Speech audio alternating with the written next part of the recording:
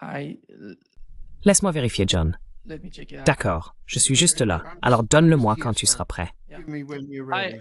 hi everybody. Today Bonjour à tous, nous sommes le mardi 18 novembre 2025 et notre ami John Helmer est avec nous. Bon retour parmi nous, John. Welcome back, John. Thank you Merci de m'inviter, Nima. Ravi d'être de retour. Good to be back.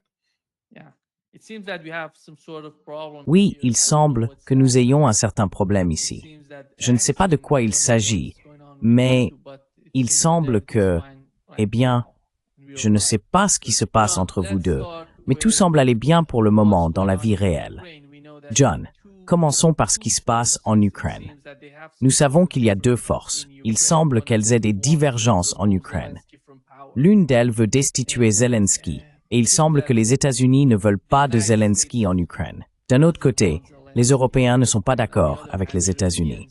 Que se passe-t-il en Ukraine en ce moment? What's going on in Ukraine as we talk? Well, as you understand, you introduced me as a Moscow Eh bien, correspondent, so I comme vous le comprenez, vous m'avez présenté comme un correspondant à Moscou, donc je vois tout depuis une perspective moscovite. Ce qui se passe à Kiev est très difficile à comprendre pour les observateurs extérieurs et est souvent exagéré par les Ukrainiens eux-mêmes, qui ont souffert et continuent de souffrir d'un sentiment d'importance exagéré. Examinons les éléments que vous avez mentionnés. Tout d'abord, il y a les enquêtes sur la corruption, qui, à ce stade, semblent être encouragées par la partie américaine. Il existe depuis longtemps un financement de l'USAID et un soutien des organisations de George Soros à l'unité d'enquête NABU et à l'unité de poursuite SAPO, visant à éliminer certains types de corruption au sein du régime de Zelensky et à isoler Zelensky lui-même. from the Zelensky regime and isolating Zelensky himself. At the moment, this is focused on Timur Mindich. Pour le moment, l'attention est portée sur Timur Mindich. At the Mindich Mais si l'on examine attentivement les accusations visant Mindich, on constate que Mindich lui-même et son associé, Alexander Zuckerman, ont été prévenus et ont fui l'Ukraine par la route vers la Pologne, puis vers Israël. they're in Israel. Il se trouve en Israël, et il est possible qu'il ne soit pas extradé d'Israël vers Kiev pour y être jugé. I can recommend Je peux recommander, à ceux qui souhaitent se pencher de plus près sur lui, ses associés et certains responsables ukrainiens, un ancien ministre de l'Énergie, un ministre de la Justice, un vice-premier ministre, de consulter un site très intéressant intitulé Événements en Ukraine, actuellement sur Substack, et publié par une personne écrivant sous le nom de Peter Korotaev. C'est un nom russe, K-Otaev, qui peut ou non être son vrai nom, et il n'est peut-être pas le seul à produire ce which may or contenu. may not be his real name, and he may not be the only individual producing this. This is well informed. C'est une analyse bien informée des allégations de Mindich. It helps Cela aide, et je l'ai déjà dit, d'être originaire de Dnipropetrovsk, d'être juif et de savoir comment voler des sommes d'argent très importantes. Ce sont les conditions préalables pour comprendre les allégations de Mindich. Et Korotaev a fait un très bon travail en les exposant, tout en révélant aussi leurs exagérations. Mais venons-en au point plus large dont vous m'avez parlé.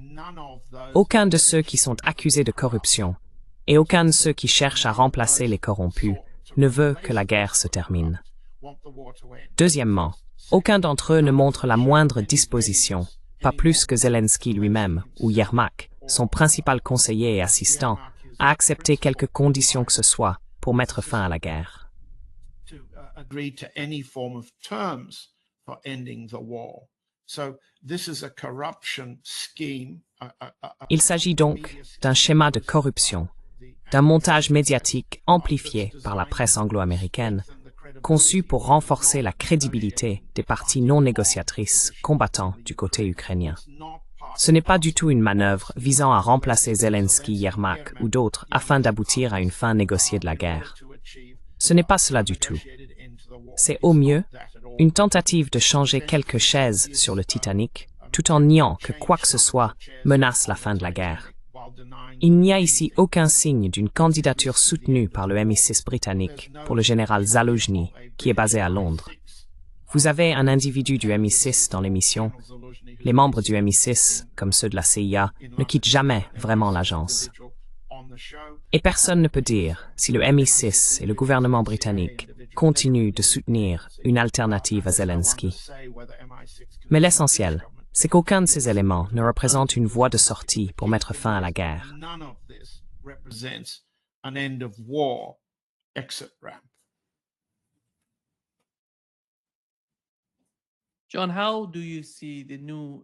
John, comment vois-tu les nouveaux accords entre Zelensky et son administration avec la France, ainsi que la manière dont l'Allemagne parle de la guerre entre la Russie et l'OTAN, qui pourrait éventuellement éclater dans un avenir proche, d'ici 3 ans, vers 2029?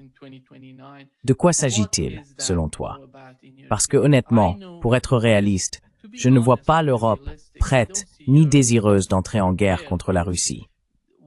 Mais quand on entend ce genre de rhétorique, il me semble que l'objectif principal est simplement la poursuite du conflit en Ukraine. Oui, quel est ton avis là-dessus?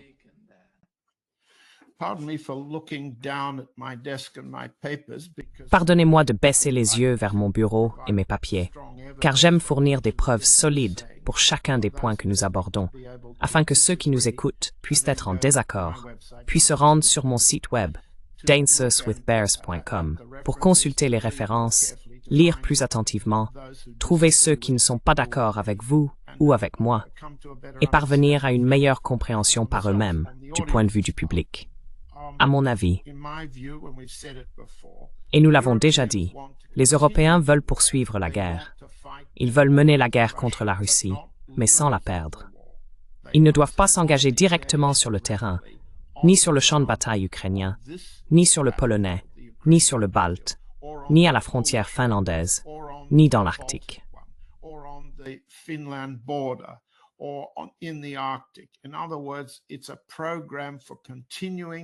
En d'autres termes, c'est un programme destiné à poursuivre la guerre contre la Russie, mais sans s'y engager de manière trop directe, afin d'éviter le risque d'une défaite militaire. Cela coûterait trop cher, politiquement parlant, à des gouvernements européens déjà très fragiles. On ne peut guère être plus impopulaire ou plus affaibli en France qu'Emmanuel Macron. Il gouverne par décret, face à un Parlement hostile, refuse des élections nationales et résiste aux appels à la défiance et à sa démission. Le chancelier allemand, Friedrich Merz, dirige un gouvernement de coalition minoritaire et faible. Lors des dernières élections, Merz a obtenu moins de 28% des voix pour son parti, la CDU. Ce sont des coalitions fragiles, et cette situation se répète dans toute l'Europe, aux Pays-Bas, en Finlande et ailleurs. Que veulent ces coalitions?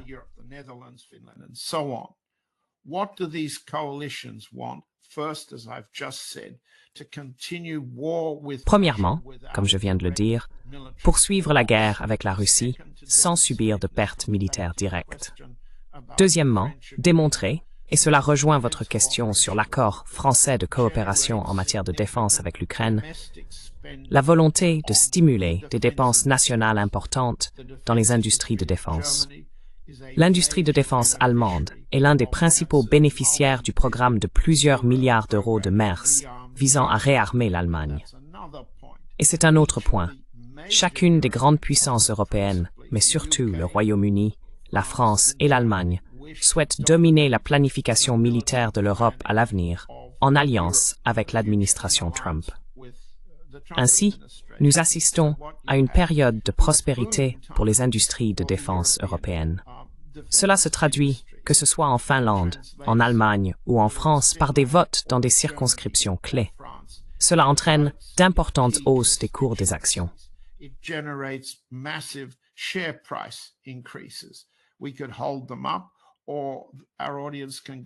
Nous pourrions les afficher, ou notre public peut simplement consulter le Financial Times ou tout autre observateur des cours boursiers, et vous verrez que cette guerre contre la Russie a été très bénéfique pour les actionnaires des entreprises de défense européennes et américaines, dont les actions ont triplé. L'indice de ces valeurs de défense en Europe et aux États-Unis a triplé depuis le début de la guerre en 2022. L'augmentation du cours des actions se traduit également par des primes pour les dirigeants de Rheinmetall et des autres. C'est l'Allemagne, mais on pourrait aussi citer les Français, les Britanniques, les Américains et ainsi de suite. cela se transforme en primes. Cela se transforme en emploi. Cela se transforme en soutien syndical. Cela se transforme en vote. C'est la base du soutien européen apparent à l'Ukraine. Ce n'est pas, comme certains de nos collègues de podcast l'appellent, une coalition des cerveaux morts.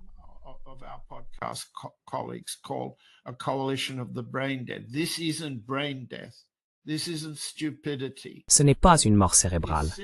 Ce n'est pas de la stupidité. C'est du cynisme. On pourrait dire un calcul de politiciens faibles, cherchant à monétiser une guerre sans réellement la perdre. Alors, si Zelensky signe un accord pour le développement minier et des ressources avec Trump, ou s'il signe un accord de concession pour un investissement à long terme avec le Premier ministre Starmer du Royaume-Uni, ou encore s'il signe un accord de défense avec les Français, qu'est-ce que cela signifie vraiment? Eh bien, cela signifie une promesse pour ces pays de continuer à injecter des fonds publics, dont une grande partie s'épuise désormais, et contre lesquels ils doivent emprunter ou même saisir les avoirs russes confisqués, ou utiliser ces avoirs russes comme garantie pour des pseudo-prêts. Car il n'y a aucune perspective qu'un régime perdant la guerre comme celui de Zelensky rembourse un jour ses prêts.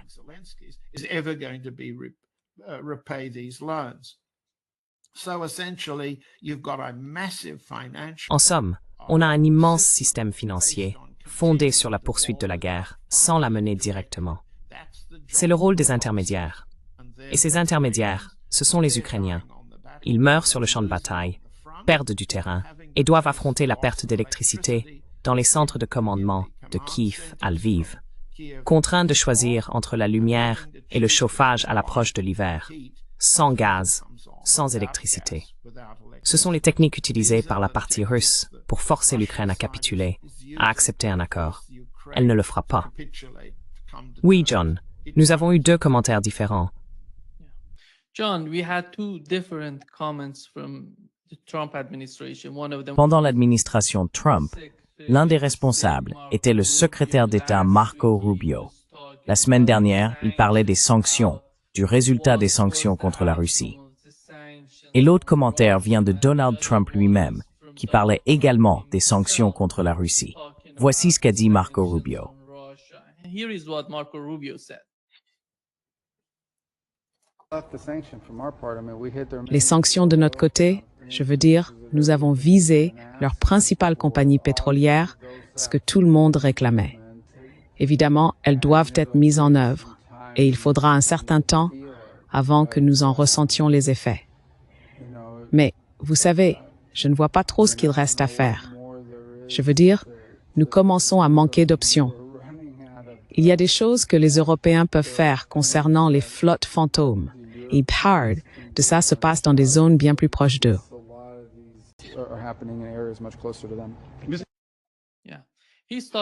Oui, il dit que les sanctions ne fonctionnent pas comme les Européens ou les États-Unis l'auraient espéré.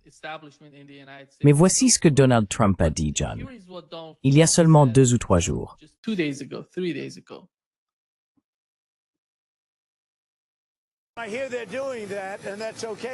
J'ai entendu dire qu'ils faisaient cela, et ça me va. Ils adoptent une législation, ou plutôt les républicains mettent en place une législation qui est très stricte. Elle prévoit des sanctions, etc., contre tout pays faisant des affaires avec la Russie. Il pourrait y ajouter l'Iran, comme vous le savez, je l'ai suggéré. Donc tout pays qui fait des affaires avec la Russie sera très sévèrement sanctionné. Nous pourrions ajouter l'Iran à la formule, oui.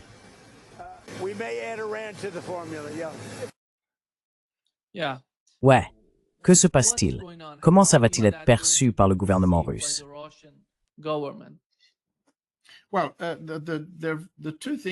Eh bien, les deux éléments très importants dans les deux extraits que tu as choisis, Nima, et merci de les avoir choisis.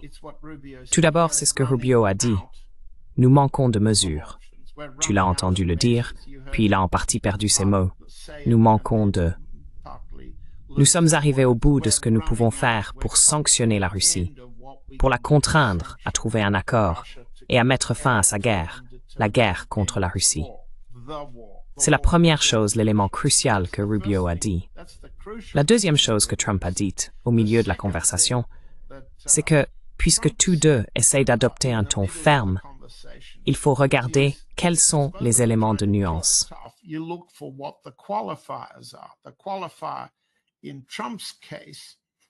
Le qualificatif, dans le cas de Trump, était qu'il souhaitait accepter la fermeté du Congrès concernant de nouvelles sanctions sur le pétrole russe, et peut-être y inclure l'Iran. Mais il n'est pas du tout convaincu que l'intensification des sanctions aura le moindre effet. Deuxièmement, il conserve la discrétion exécutive d'introduire des sanctions, de les appliquer ou de ne pas les appliquer. Maintenant, voyons aussi ce qu'il a dit. Après la rencontre en Corée du Sud avec le président chinois Xi Jinping, il a précisé très clairement, dans le même format de conférence de presse, que lui et le président chinois n'avaient pas discuté des lourdes sanctions visant les ventes et livraisons de pétrole de Rosneft et Lukoil à la Chine.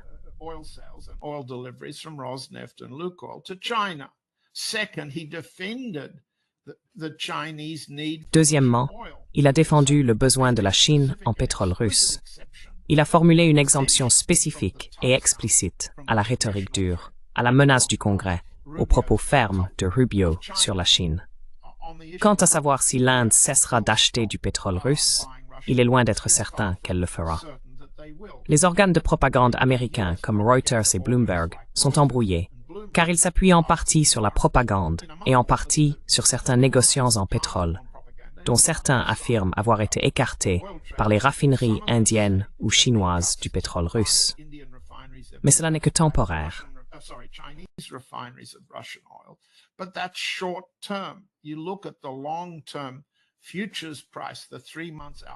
Si vous regardez le prix à terme à long terme, la projection à 3 mois, pour le marché du pétrole Brent et celui du pétrole Ural, vous constatez une adaptation au nouveau contexte, ainsi qu'une reconnaissance par le marché que Trump a atteint les limites de ce type de sanctions. Ainsi, le prix du pétrole Brent baisse légèrement.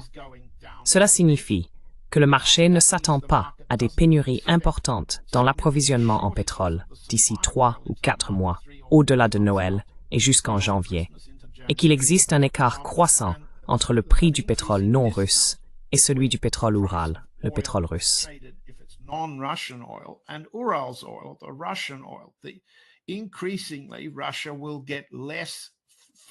De plus en plus, la Russie recevra moins d'argent pour son pétrole, mais elle continuera à en vendre et devra accorder une remise plus importante au système intermédiaire qui en assure le commerce, via la soi-disant flotte fantôme de pétroliers, les livraisons par oléoduc, et ainsi de suite. Et cela aussi est important. Les sanctions visant Rosneft, par exemple, ont été levées dans des pays comme la Hongrie et la Slovaquie. Il existe également des contournements impliquant la livraison de brut russe aux raffineries turques, grecques et indiennes, qui réexportent ensuite des produits pétroliers vers l'Europe. Le contournement est déjà en cours.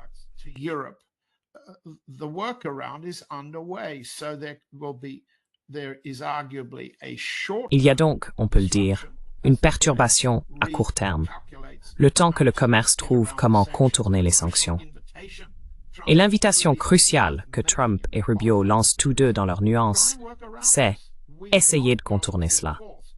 Nous n'allons pas faire appliquer les règles.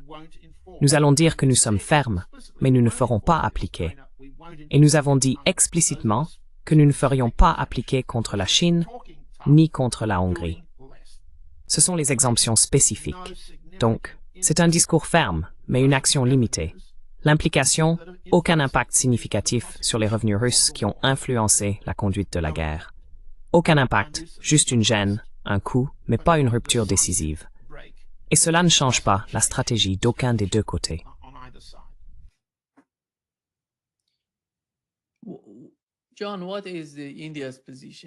John, quelle est la position de l'Inde dans toute cette situation? Comment voyez-vous l'Inde gérer ses relations avec les États-Unis et avec la Russie? Et où souhaite-t-elle se situer dans 2 ans? Partons de cette hypothèse, car il me semble que la guerre en Ukraine va se poursuivre. Je ne sais pas ce que vous en pensez, mais nous allons continuer à voir le conflit en Ukraine. Beaucoup de gens aimeraient savoir quelle sera la position dans un avenir proche et à long terme. It's a very important question, and thank you for opening the Indian. C'est une question très importante. Et merci d'avoir ouvert le dossier indien, pour ainsi dire, à notre public, car on sous-estime, tout d'abord, à quel point l'Inde est importante, non seulement comme membre des BRICS, mais aussi sur le plan bilatéral, individuellement, en tant qu'État superpuissance en devenir. L'Inde, la Chine et la Russie sont fortement alliés dans ce conflit. Ce qu'il est important de comprendre à propos de l'Inde en ce moment, c'est que le pays a été attaqué par le Pakistan la semaine dernière. Pourquoi dis-je cela? Parce qu'un groupe terroriste connu sous le nom de Jaish-e-Mohammed, basé au Pakistan, a constitué une importante réserve d'explosifs. Environ 3000 kg d'explosifs puissants ont été découverts par les services de sécurité indiens il y a un week-end, le samedi et le dimanche. La découverte d'armes et d'explosifs a été suivie par l'arrestation de plusieurs nouvelles personnes, des cols blancs, des médecins, dans la région de Delhi et ses environs. In and around the Delhi area. This triggered a panic. Cela a provoqué la panique au sein du groupe Jaish-e-Mohammed.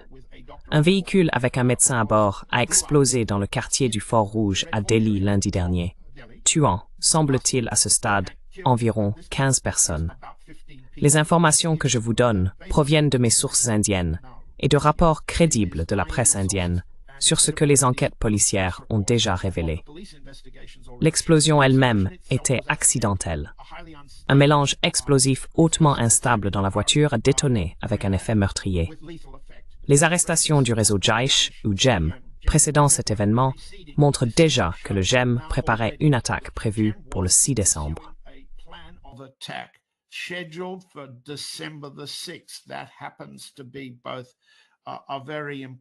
C'est à la fois un anniversaire très important dans la pensée des communautés indiennes et pakistanaises, hindoues et musulmanes. C'est aussi la date, cette année, à laquelle le président Poutine arrivera pour une nouvelle visite d'État en Inde, afin de rencontrer M. Modi. Ainsi, ce que nous observons maintenant, au cours de la dernière semaine, c'est un sentiment très urgent en Inde, qu'elle est de nouveau attaquée par un groupe terroriste, un proxy du gouvernement pakistanais. Et cela à son tour, puisque c'est le gouvernement pakistanais qui dirige cette action, conduit à la relation entre le maréchal Munir, véritable dirigeant du gouvernement pakistanais, et le président Trump.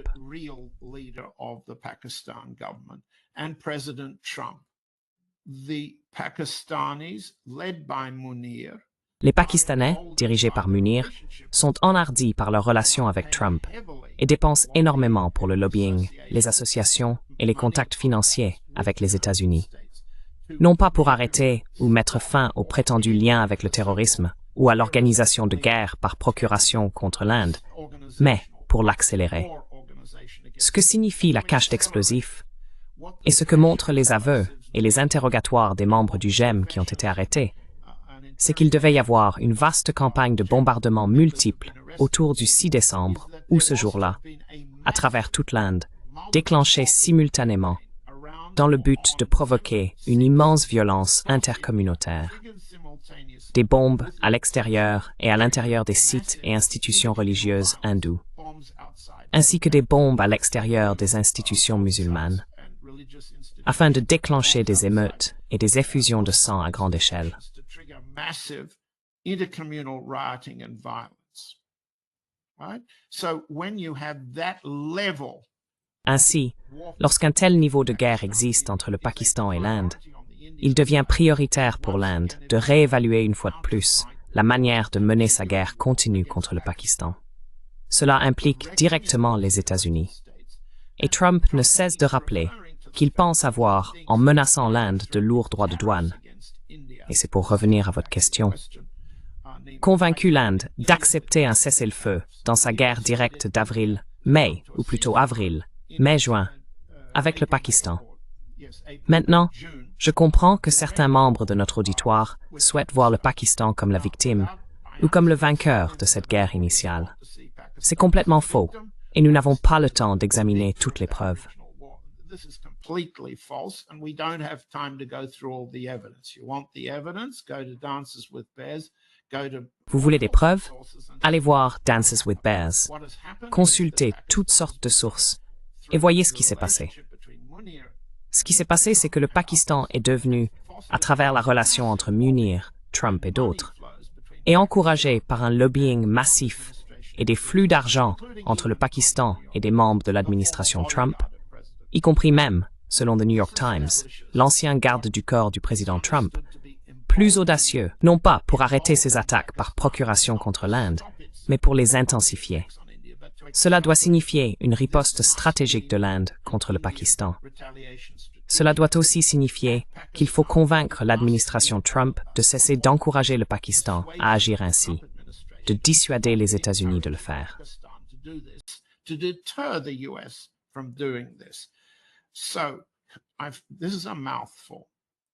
C'est un sujet complexe, un sujet qui touche au cœur de la sécurité indienne. Mais il implique aussi la soi-disant menace de Trump de faire la paix par le biais de menaces tarifaires. Elles ne fonctionnent pas contre l'Inde et ne peuvent pas fonctionner. Une menace tarifaire de Trump contre l'Inde, confrontée au niveau de violence provenant du GEM, ne peut évidemment pas fonctionner dans tous les cas. Oui, il y a des négociations tarifaires en cours entre l'Inde, le gouvernement Modi et l'administration Trump. L'administration Trump a accordé une faveur particulière au Pakistan en réduisant son imposition tarifaire initiale sur ce pays, dont le commerce avec les États-Unis est minuscule comparé à celui de l'Inde, de 29% à 19%.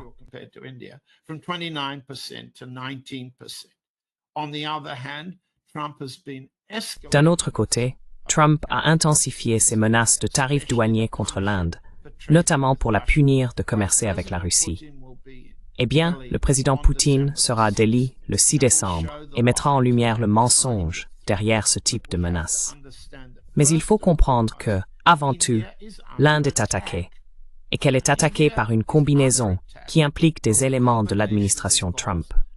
Maintenant, si l'administration Trump, et Trump personnellement, décide de réduire les tarifs pour faire face à l'inflation intérieure, il l'a déjà annoncé lors de certaines de ses récentes discussions informelles avec la presse dans les avions.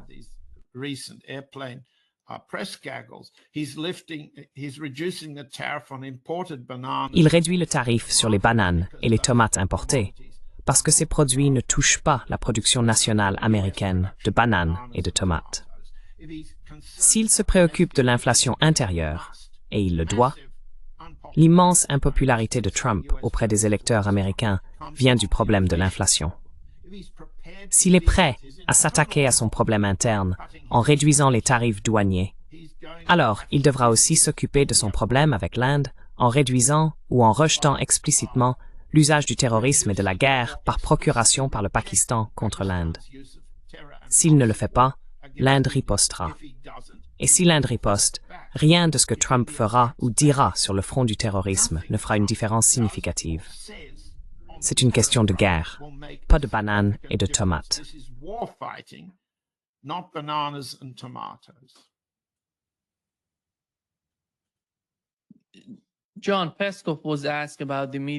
On a demandé à Dmitri Peskov ce qu'il pensait de la rencontre entre Donald Trump et Poutine. Voici sa réponse. Pour moi, c'était à la fois intéressant et étonnant, car il a dit que tout sommet devait être productif et que la productivité d'un sommet était le résultat d'une préparation méticuleuse et approfondie. Et dès que cette préparation sera terminée et que les conditions pour tenir le sommet seront réunies, nous espérons qu'il aura lieu. Cela signifie-t-il que le premier sommet n'a pas été productif parce que la partie américaine n'était pas suffisamment préparée aux discussions?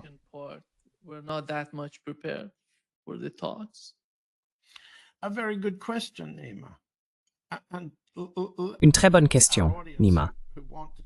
Et que notre public, qui vient écouter le podcast pour s'informer, comprenne bien que nous ne répétons pas quelque chose qui a déjà été discuté depuis le sommet de l'Alaska. Nous soulevons une question très importante. Qu'est-ce qui a exactement été convenu s'il y a eu un accord lors de cette réunion au sommet qui devait durer 4 heures, mais n'a duré que 2 heures et un quart? Trump voulait rentrer chez lui sans déjeuner en Alaska. Qu'a-t-on convenu?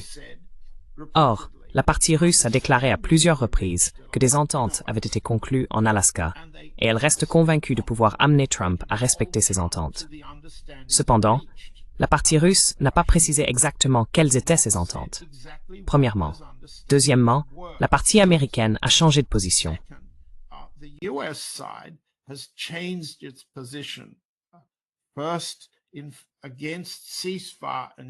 Au départ, ils étaient opposés à un cessez-le-feu et favorables à un dispositif de sécurité à plusieurs volets pour mettre fin à la guerre contre la Russie en Ukraine et ailleurs en Europe. Puis est venue la demande d'un cessez-le-feu immédiat le long de la ligne, position soutenue par Zelensky, les Européens et certains responsables américains conseillant Trump. Nous avons déjà abordé tout cela dans les podcasts jusqu'à présent. En posant cette question, vous soulignez que nous restons dans la même situation. Une position changeante de la part de l'administration Trump, une volonté de la Russie d'entrer en négociation, mais aucune disposition, ni des États-Unis, ni du régime de Zelensky, à s'accorder en principe sur un ensemble de conditions qui rendraient une deuxième rencontre au sommet, potentiellement à Budapest ou ailleurs entre Trump et Poutine, utile.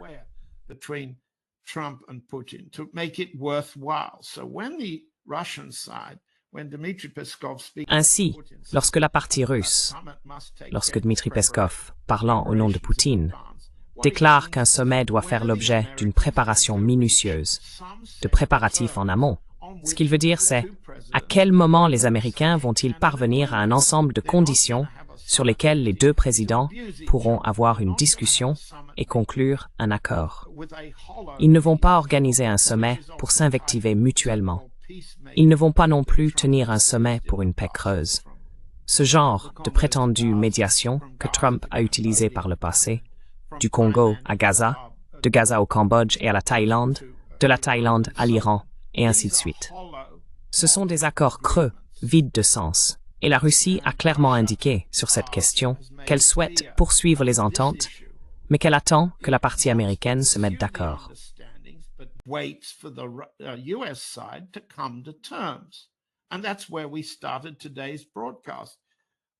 Et c'est là que nous avons commencé l'émission d'aujourd'hui. Ceux de notre public qui veulent des informations doivent comprendre que la campagne anticorruption à Kiev est une autre manière pour les États-Unis de tenter d'obtenir un ensemble de conditions permettant de mettre fin à la guerre, à défaut de sauver le régime de Zelensky d'une destruction totale à laquelle il est confronté alors que les défenses militaires à l'Est s'effondrent de ville en ville. Ai-je répondu à votre question? Nous donnons les informations à notre public, mais ces informations sont un peu complexes, un peu subtiles, car tout se résume à ce qui ne se passe pas. Et ce qui ne se passe pas, c'est une quelconque forme d'accord que l'administration Trump soit capable de négocier.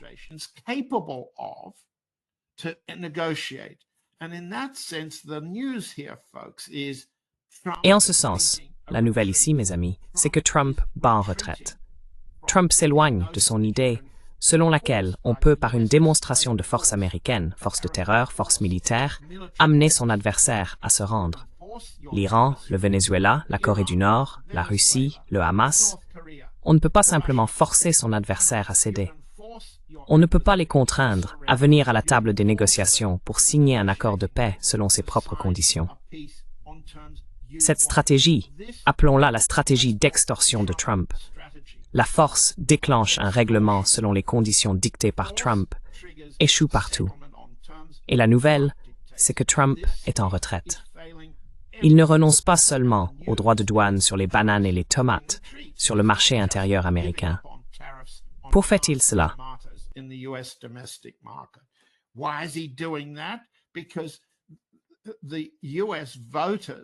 Parce que les électeurs américains continuent de montrer qu'ils considèrent l'inflation comme le point le plus faible du bilan politique de Trump. Les sondages indiquent que l'inflation, l'inquiétude des électeurs à ce sujet, détruit l'approbation publique de la présidence de Trump.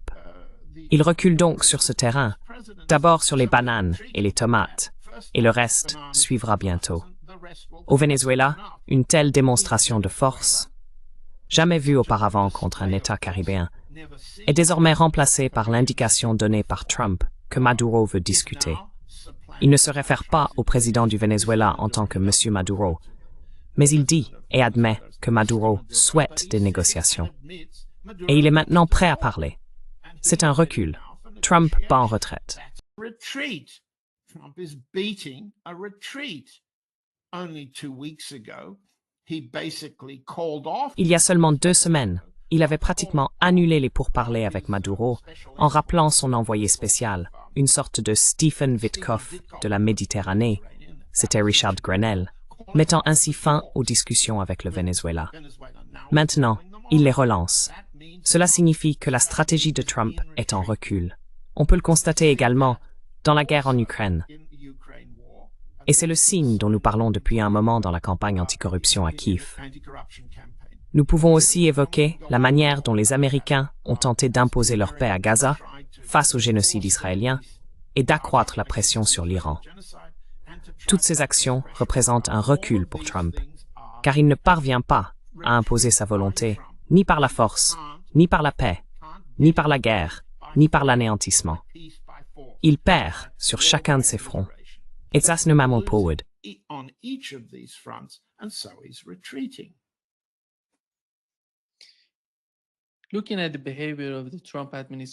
En observant le comportement de l'administration Trump en mer Rouge, ils sont arrivés au pouvoir en parlant de la mer Rouge, en disant « Nous allons vaincre les Yéménites, les Houthis ». Puis est venue la guerre avec l'Iran, et maintenant, comme vous l'avez mentionné, avec le Venezuela. Pensez-vous que la guerre en Amérique latine, dans le cas du Venezuela, n'aura pas lieu? Si c'est le cas, en quoi cela va-t-il aider la position de Trump dans les négociations avec le président du Venezuela? Car jusqu'à présent, ce que nous avons entendu de sa part, c'est qu'il est prêt à discuter avec les États-Unis, qu'il est prêt à vendre du pétrole aux États-Unis, il est prêt à tout, à n'importe quel type d'accord. Mais il semble qu'après tout, Rubio n'en soit pas satisfait. Rubio ne veut pas de lui au pouvoir au Venezuela.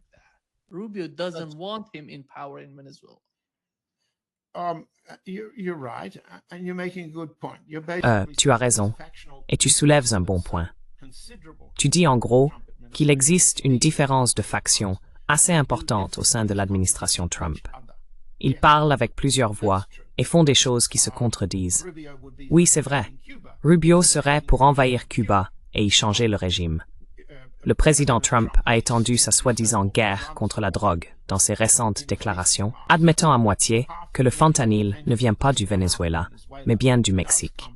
Et il a dit que la cocaïne et d'autres flux de drogue vers les États-Unis lui posent un problème avec le Mexique et la Colombie. Maintenant, l'ambassadeur Freeman a expliqué très clairement quelles sont les véritables dynamiques de cette soi-disant histoire de guerre contre la drogue. Une couverture pour un changement de régime.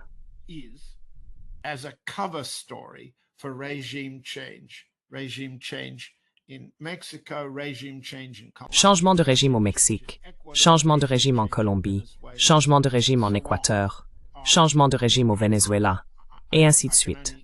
Je ne peux qu'inviter tout le monde à relire le témoignage de l'ambassadeur Freeman à ce sujet. Je peux dire qu'il y a 50 ans, croyez-le ou non, 50 ans semblent une longue période. J'ai écrit un livre, publié à New York, intitulé « Drogues et oppression des minorités ». C'est une histoire des guerres anti-drogue menées par les États-Unis depuis les années 1890, chaque fois dirigées contre un groupe ethnique minoritaire du pays, chaque fois en ciblant une drogue différente, l'opium, les opiacés, puis la marijuana, ensuite l'héroïne, et ainsi de suite, jusqu'à la guerre du Vietnam. Une histoire des guerres anti-drogue qui, et je dois l'admettre, comme l'a dit Freeman l'autre jour, en mettant en œuvre ces soi-disant guerres contre la drogue, que fait-on?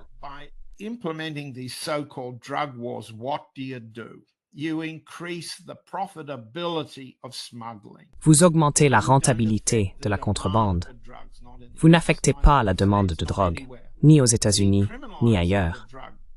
La dépénalisation du commerce de la drogue est un moyen plus efficace de répondre à cette demande, sans créer la rentabilité du commerce lui-même. Les guerres contre la drogue ont, depuis près de 2 siècles aux États-Unis, profité aux soi-disant cartels de la drogue, l'ennemi dont Trump et Rubio veulent parler en ce moment. Cartel de la drogue, narcoterroristes, voilà les mots.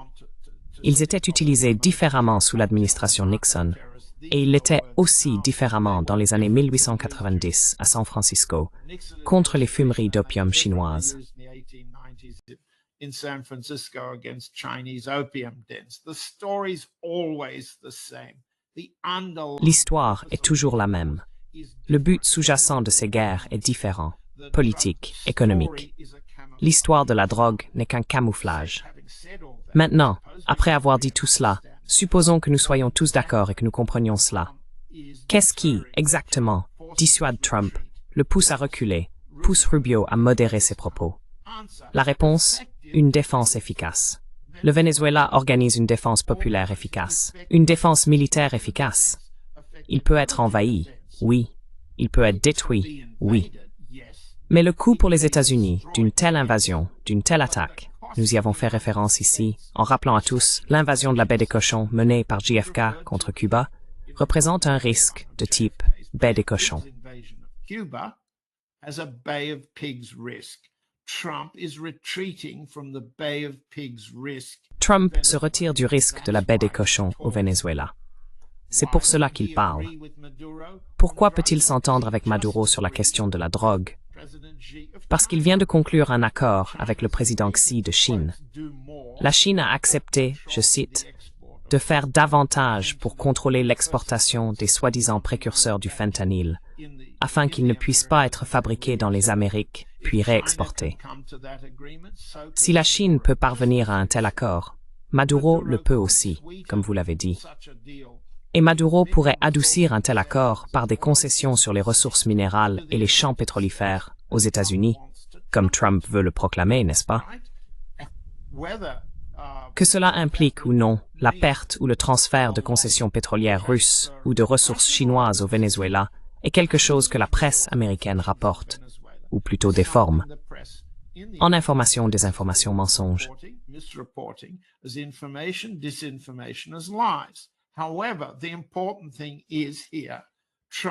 Cependant, l'élément important ici est que Trump est désormais en repli, car le Venezuela représente une menace défensive qui infligerait à une force d'invasion américaine plus de pertes que Trump ne pourrait politiquement supporter chez lui.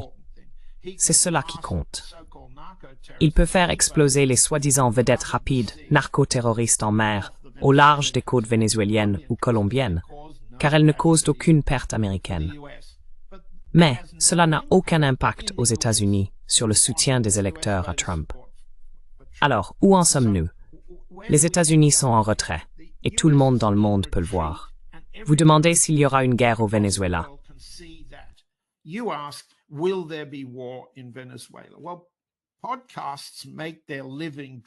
Eh bien, les podcasts gagnent leur vie, attirent leur public, malheureusement d'une manière sur laquelle nous sommes d'accord, tout comme notre public, en titrant « La Troisième Guerre mondiale arrive ». La Troisième Guerre mondiale est sur le point d'éclater. Ce n'est pas aussi captivant de dire « Cette guerre n'aura pas lieu cette semaine ». Ce n'est pas exactement le message le plus divertissant, malheureusement. Mais c'est la vérité. La vérité, ici, c'est qu'une défense efficace empêche une guerre d'éclater sans qu'il y ait de nouvelles diffusions de sang. Parce qu'il n'y a pas d'effusion de sang. Et c'est un accomplissement non seulement du gouvernement Maduro au Venezuela, c'est aussi un accomplissement de ceux qui soutiennent Maduro et contribuent à rendre cette défense une dissuasion crédible. Et cela vient principalement du côté russe. Mais ce n'est pas quelque chose que vous verrez le président Poutine proclamer ou célébrer de la manière dont Trump célèbre l'usage de la force.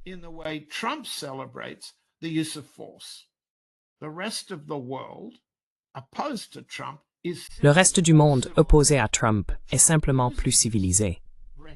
Mais Trump utilise cette rhétorique pour couvrir sa retraite lorsque la dissuasion devient trop douloureuse pour lui et qu'il perd ce que nous avons appelé, dans cette émission, la domination de l'escalade. Sa notion de domination de l'escalade est l'anéantissement, comme nous en avons déjà parlé, des installations nucléaires iraniennes. Lorsque cela ne produit pas la paix pour laquelle il voulait un prix Nobel de la paix, et que la dissuasion devient efficace, il perd l'initiative de l'escalade. L'initiative de l'escalade, il le comprend, ne rapporte ni des voix dans le pays, ni de l'argent pour sa famille et ses associés. Lorsqu'il ne peut plus gagner d'argent, lorsqu'il risque de perdre des voix, il s'arrête et s'enfuit. Trump qui s'enfuit, c'est un titre que vous n'avez pas encore vu, mes amis. Mais c'est en train de se produire. That you haven't seen yet, folks, but it's happening. Yeah. John, we had Donald Trump praising the UN Oui. Security Council. John, nous avons eu Donald Trump félicitant le Conseil de sécurité de l'ONU pour avoir adopté sa résolution visant à établir une soi-disant force internationale à Gaza. Et la Russie ainsi que la Chine se sont abstenus. And Russia and China voted to abstain. Oui. How Comment l'as-tu trouvé? Qu'en penses-tu? It's a complicated one, and some in our C'est une situation complexe. Certains membres de notre public estiment que la Russie et la Chine auraient dû en faire davantage. Mais il s'agit du Conseil de sécurité de l'ONU, un organe dont la capacité à influencer l'issue des grands conflits dont nous parlons est extrêmement limitée. La Russie est presque seule à condamner le secrétaire général de l'ONU, Guterres, pour partialité, prenant parti contre la Russie en faveur de l'Ukraine. Aucun autre État n'a attaqué la crédibilité de Guterres tout au long de la guerre en Ukraine, comme la Russie l'a fait. Dans ce cas précis, on peut dire que la résolution 2803 du Conseil de sécurité de l'ONU, la 2803 de 2025, est un document dont il est très difficile d'obtenir le texte exact. is a very difficult resolution to get the exact document for. In preparing for tonight's broadcast, I tried to En préparant l'émission de ce soir, j'ai essayé d'obtenir le texte exact de la résolution sur laquelle on a voté, mais les sites du Conseil de sécurité de l'ONU refusent de me le fournir.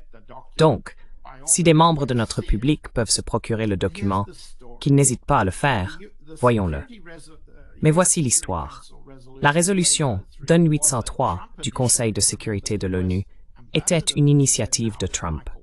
Rappelez-vous, l'ambassadeur des États-Unis auprès de l'ONU est maintenant Michael Waltz, qui a été évincé de son poste à la sécurité nationale à Washington après une lutte de factions.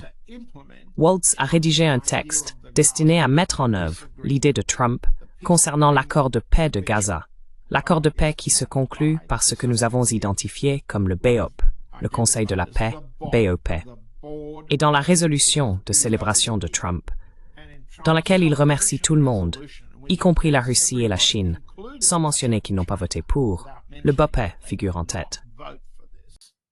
The BOP is at the top, and Trump says he is at the top of the Et Trump dit qu'il est au sommet du BOP. Au sommet du BOP. Le sommet du BOP consiste alors à mettre en place une force militaire et un gouvernement de transition remplaçant le Hamas, à démilitariser les Palestiniens de Gaza et à imposer à la Palestine, à Gaza pour commencer, une force mixte militaire et civile supervisée par Trump. Et, comme le dit la résolution, cela se fait en consultation avec Israël et l'Égypte. Ainsi, Israël et les États-Unis ont le dernier mot. Et l'Égypte n'a plus qu'à claquer des talons et saluer, comme elle le fait depuis la présidence peu regrettée d'Anwar el-Sadat.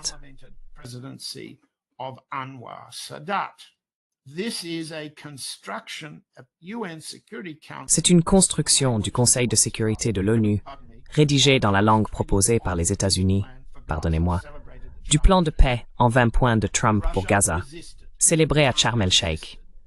La Russie a résisté, la Chine a résisté à ce langage. Et pendant plus d'une semaine, peut-être deux, ils ont essayé, la Russie en particulier, la représentante Nima al-Khorshid a insisté pour apporter de la clarté dans le texte, qui superviserait le retrait militaire israélien, qui assurerait la sécurité des approvisionnements humanitaires afin que l'arme de la famine, utilisée par les Israéliens pour le génocide, soit, comment dire, remplacée de manière efficace et indépendante des Israéliens. Le côté russe a été clair. Rien de tout cela n'est indépendant d'Israël. Rien du tout. None of this is independent of Israel. None of it. It's all an implementation of Netanyahu. Tout cela fait partie de la mise en œuvre du plan de Netanyahou et de Trump, visant à imposer par d'autres moyens ce qu'ils n'ont pas pu obtenir militairement contre le Hamas. Le Hamas s'oppose au BOP, s'oppose à la force militaire. Il a accepté un gouvernement de transition composé de Palestiniens technocrates et apolitiques, mais il n'accepte pas que la décision sur leur désignation vienne d'Israël ou même d'Égypte. Quant à savoir qui composerait la force, Trump a indiqué qu'il pouvait soutirer l'argent à l'Arabie saoudite et au Qatar, et les hommes au Pakistan. And squeeze the men out of Pakistan. Pakistan is one of the principal. Le Pakistan est l'un des principaux soutiens du BOP. Pakistan Il propose de fournir des troupes payées par les Saoudiens, commandées par les Israéliens à travers le BOP à Gaza. through the bomb. C'est tout le langage qui a circulé dans la résolution 2803 à l'ONU. Mais lorsque la Russie a résisté, lorsque la Chine a résisté, les Américains ont alors proposé un projet de texte. The Americans then Il est intéressant, d'un point de vue politique, de voir comment le langage a évolué au cours de ces dernières semaines. to see the Mais nous n'avons pas le temps pour cela. was changed over these last few Venons-en à l'essentiel. for that. Let me L'essentiel, c'est que la Russie et la Chine se sont abstenues parce que, comme elles l'ont dit dans la déclaration de Benzia, and China il y a une déclaration russe. they said, and the Benzia statement, there is a Russian statement. I'm looking down at my papers to find it. Je regarde mes documents pour le retrouver. By the permanent mission Des commentaires de la mission permanente de la Fédération de Russie auprès de l'ONU sur le projet de résolution russe du Conseil de sécurité concernant Gaza. and the object La Russie avait son propre projet, dont l'objectif était d'une part d'apaiser Trump, d'autre part de soutenir la soi-disant paix à Gaza, et enfin d'empêcher le BOP et le gouvernement de transition, ainsi que la force militaire dirigée par Israël, de poursuivre par d'autres moyens ce qu'ils n'avaient pas pu obtenir par la voie militaire. but the Russian draft was rejected. Mais le projet russe a été rejeté. Just that Ce n'est pas seulement que la Russie s'est abstenue. Russian draft Le projet de résolution russe a été rejeté par les Américains et leurs alliés. C'est donc une histoire de bataille de mots à New York, parallèle au conflit militaire et génocidaire à Gaza. the military and genocidal conflict in Gaza, and it ends in the same way with Et cela se termine de la même manière, avec une incertitude massive, avec Trump célébrant une victoire creuse et la Russie s'abstenant parce que c'est tout ce qu'elle peut faire à l'ONU. On ne peut tirer que des mots à l'ONU. Au Conseil de sécurité, la Russie a présenté son projet de résolution et cette résolution a été bloquée par les Américains. C'est donc un exemple, disons, d'un échange diplomatique autour de la guerre à Gaza qui se poursuit aujourd'hui. Et cela n'a pas de résultat plus pacificateur ni plus définitif comme fin du génocide israélien que ce que nous avons vu lors de la célébration à Sharm el-Sheikh ou que le soi-disant accord de paix que Trump avait obtenu de principe de la part du Hamas il y a plusieurs semaines. C'est une répétition en paroles de la même guerre. by words of the same war. John, it seems in this plan they have, they want to send John, by il semble que dans ce plan, ils veulent envoyer, d'ici janvier 2026, environ 20 000 soldats, des troupes, à Gaza. Ils sont censés venir d'Azerbaïdjan, d'Égypte, d'Indonésie, du Qatar et de Turquie. Je ne suis pas sûr que la Turquie sera réellement incluse, car Israël a rejeté cette idée. Netanyahou a dit que la Turquie ne pouvait pas en faire partie. Alors, penses-tu que la Turquie sera impliquée? Le document semble le dire, mais je ne sais pas si Israël l'accepterait.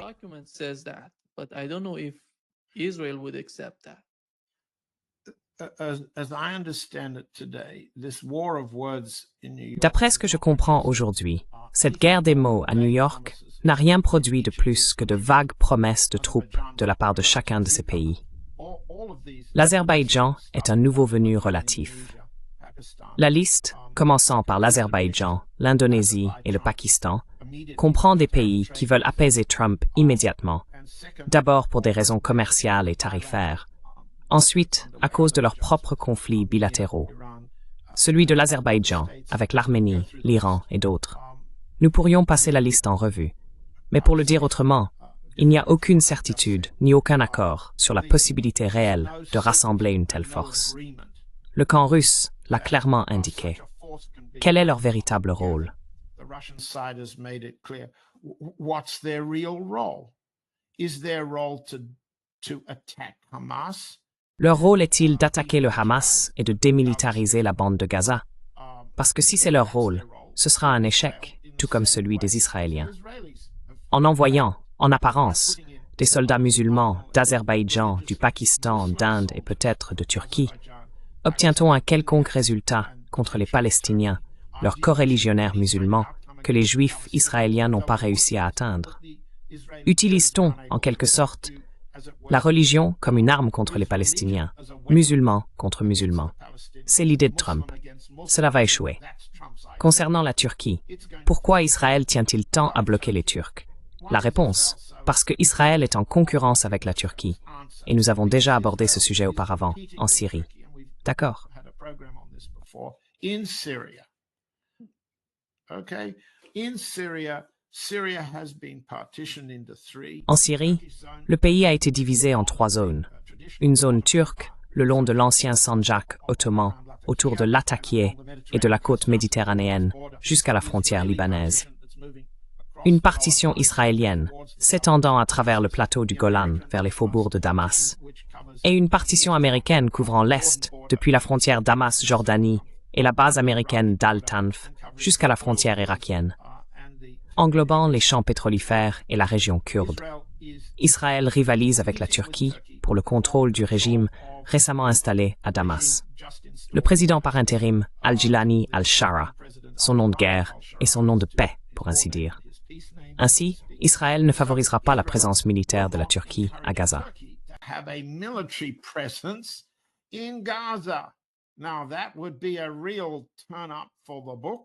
Eh bien, ce serait vraiment une sacrée surprise. Cela reviendrait au modèle ottoman de l'Empire, lorsque l'Égypte, Gaza et la Palestine faisaient toute partie de la domination ottomane. Oh non, ce n'est pas le plan de l'Empire juif, ni celui de la Turquie. Le Premier ministre Netanyahou, et cela ne sera pas toléré par Trump, qui ne comprend rien à tout cela, mais peut être rapidement informé de ce qui ne se produira pas. Ainsi, la politique turque consiste, d'une part, à retrouver les positions ottomanes traditionnelles sur les plans territorial, militaire et économique, et ils le font en Syrie. Traditionnellement, c'est une approche turque, et le président Erdogan est à la fois traditionnel et impérial à la manière turque.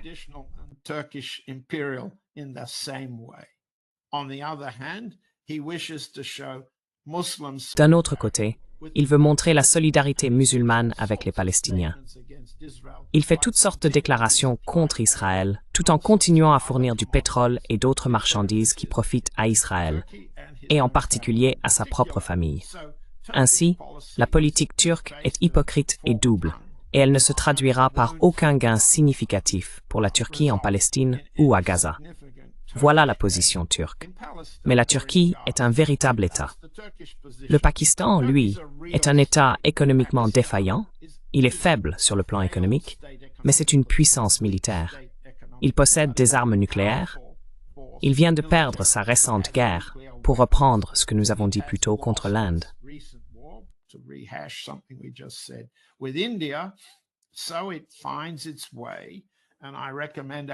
Ainsi, cela trouve son chemin, et je recommande à notre public de relire la version du New York Times sur la manière dont le Pakistan a employé des lobbyistes pour atteindre Trump, et le convaincre d'adopter le Pakistan comme l'une de ses armées favorites, l'un de ses États-nations musulmans préférés. Et Trump met en œuvre ce plan, qui est également avantageux pour lui, sa famille et d'autres sur le plan financier. Ainsi, l'argent accompagne les armes. L'argent précède les armes dans le plan d'action de l'administration Trump. Mais tout cela n'est que du vent, pour reprendre les termes utilisés dans la résolution 2803 du Conseil de sécurité de l'ONU. En pratique, cela signifie encore une fois que Trump progresse en parole, mais recule dans les faits.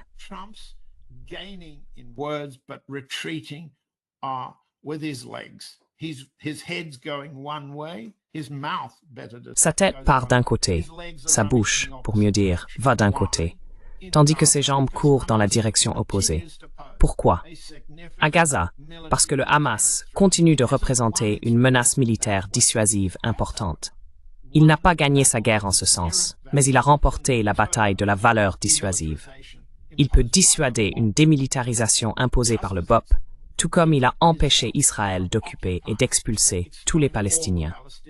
C'est la terrible histoire de la résistance palestinienne.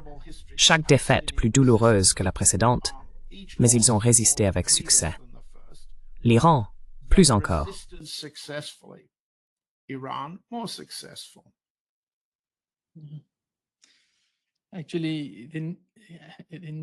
En réalité, les courriels d'Epstein récemment publiés datant de juillet 2018, John, montrent qu'Epstein, réagissant à l'élection d'Imran Khan au Pakistan, a déclaré qu'il représentait une menace bien plus grande pour la paix qu'Erdogan, Khamenei, le dirigeant de l'Iran, Xi et Poutine.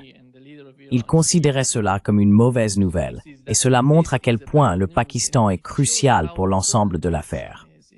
La stratégie des États-Unis dans cette région, en ce qui concerne la Chine, la Russie, l'Iran, ainsi que tout le Moyen-Orient et l'Asie occidentale. Le Pakistan est d'une importance capitale, mais personne n'y prête vraiment attention.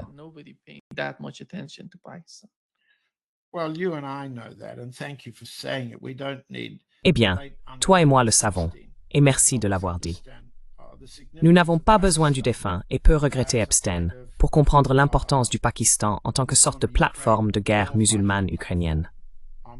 Cela a été un fardeau terrible pour le peuple pakistanais, car à chaque guerre que l'armée pakistanaise perd, elle gagne en force politique à l'intérieur du pays. En somme, Imran Khan représentait une alternative au régime militaire au Pakistan. N'oublions pas la pendaison de Zulfikar Ali Bhutto, le dernier dirigeant civil puissant du Pakistan, que l'armée a renversé et finalement exécuté. Nous n'avons pas le temps, à ce stade de notre émission, d'entrer dans les détails de la politique pakistanaise, et nous accueillons la participation et les désaccords du public sur la manière d'interpréter la politique pakistanaise. Mais tu as soulevé un point très important, Nima, et je te remercie de l'avoir fait.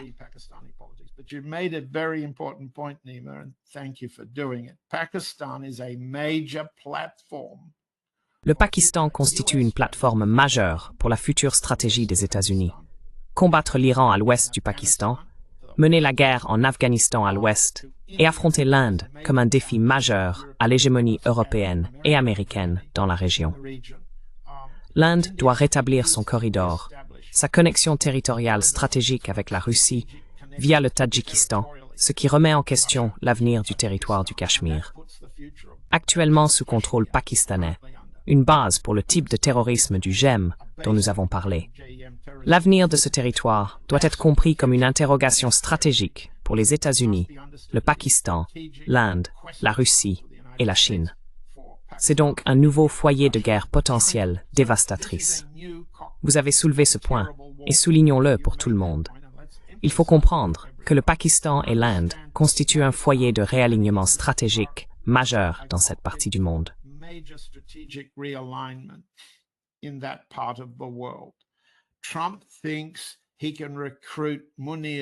Trump pense qu'il peut recruter les hommes de main de Munir et une partie de ses troupes pour aller s'en prendre au Hamas à Gaza. C'est une illusion. Mais Trump transforme cette illusion en profit.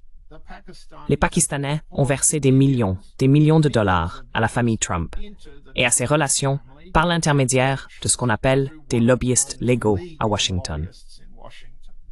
Vous pouvez commencer par lire le rapport du New York Times sur le dispositif de lobbying mis en place par le Pakistan, publié la semaine dernière. Mais le lobbying n'est qu'une façade pour la corruption. Le lobbying sert de couverture au système d'enrichissement de Trump, tirer profit, construire des Trump Towers à partir de chacune de ces zones de guerre. C'est ainsi qu'il mène la guerre. Mais comme nous l'avons déjà dit, lorsqu'on peut le contrer, lui résister, le dissuader dans un conflit, il s'enfuit. Et l'Inde a les moyens de lui montrer qu'il ferait mieux de fuir le Pakistan.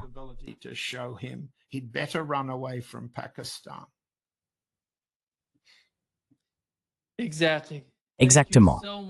Merci beaucoup, John. Ce fut un grand plaisir de parler avec toi aujourd'hui. et je te verrai la semaine prochaine. See you next week. See you. À la semaine prochaine, Nima. Merci beaucoup. Have a great time. Thank you. Merci. Au revoir. Thank you. Merci.